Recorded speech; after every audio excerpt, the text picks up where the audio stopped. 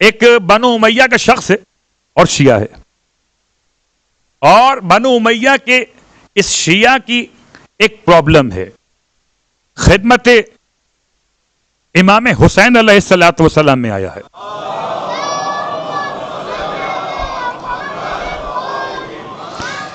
اور آ کر کہتا ہے کہ مجھے آپ کی خدمت میں روز آنا دل چاہتا ہے، مگر میری ٹانگوں میں بڑی تکلیف رہتی ہے.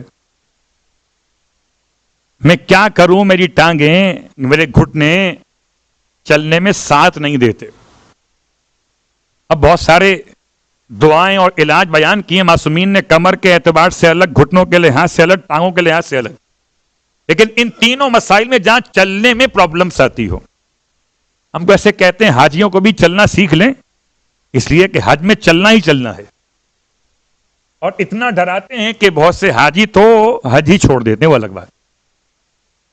اتنا ڈراتے، اتنا چلنا پڑے گا، کہ اس لیے ڈراتے ہیں کہ اگر چلنا نہ پڑا تو کوئی شکایت نہیں ہوگی، اور اگر کہا کہ چلنا نہیں پڑے گا، چلنا پڑ گیا، ہو سکتا ہے بس خراب ہو جائے، ہو سکتا ہے عرفات میں بس اتنا لیٹ آئے کہ آپ کا پہنچنا مشکل ہو جائے، تو پیدل جائیں ویسے.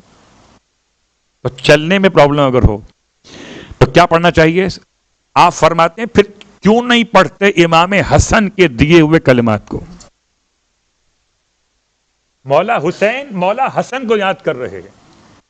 کون سے کلمات پڑھنا چاہیے؟ کہ سورہ الفتح کی آیت نمبر 1 سے لے کر آیت نمبر 7 تک.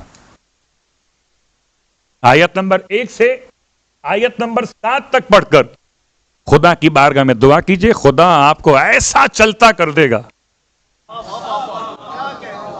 کہ چلتے چلتے امام تک پہنچ جائیں گے. صلوات پڑھیں محمد وآلہ محمد.